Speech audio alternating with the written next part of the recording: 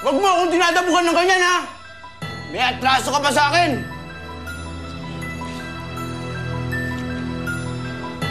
Oh, tingnan mo ang ginawa mo sa mukha ko!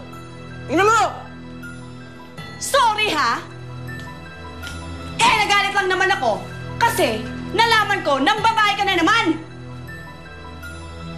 O sige, gawin mo kung ano gusto mo. Gawin mo kung ano kailangan mong gawin para magkapera tayo!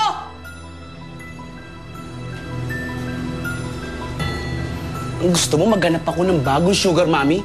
Sige, bahala ka! Eh bakit mo ako nilagyan ng ganito sa mukha? Eh alam mo naman gandang lalaki lang ang puhunan ko sa negosyo ko. Eh paano ako makakangiti ng maganda niyan? Kuha mo na lang ako tubig! Pad!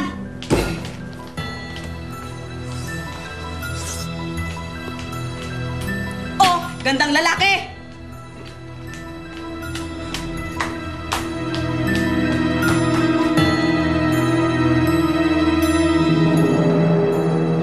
Mag-coffee ka muna dito. Salamat, Beverly.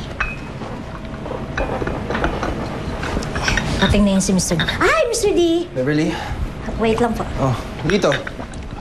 Ang ginagawa mo dito, hindi naman kita pinatawag today, ah. Eh, magre-report lang ako, sir. Kasi, kinausap ako ni Joe. Eh, piniimbestigahan ka sa akin. Eh, mukhang gusto ka yatang kanain, eh. Mang klase talaga yan si Joe. Yan ang isang babaeng hindi alam kung kailan susuko. Oh, well, anyway. Ikaw na munang bahala sa kanya. Paglaruan mo kung kinakailangan. Basta ang importante is malaman natin ang bawat kilos nilang mag-shota. Nabala dyan, ha? Sige po.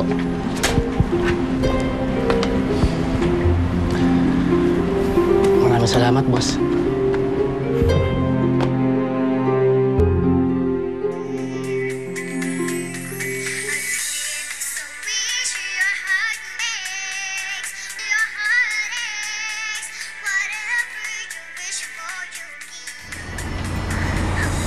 Habang tumatagal, gumagaling na talaga si Rose. Ano no, Remy?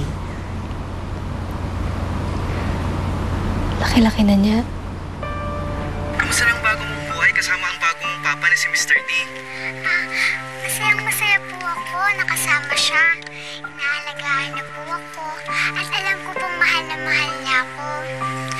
Parang tunay na anak po ang turing niya sa akin. Eh, ikaw, Rose Ann, tunay na pababa ang tingin mo sa kanya? Opo, para sa akin po, siya po ang pinaka-the best na papa sa buong mundo. Mahal na mahal. Uy!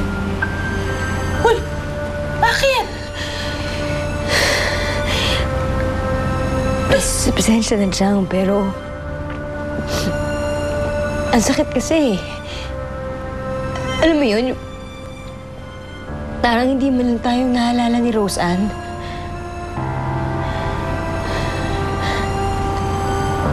Pero kahit ganun, masaya ako para sa kanya. Siguro nga tama kahit siyang... Siguro nga... Dapat ko nga simulan ng buhay ko nang wala siya.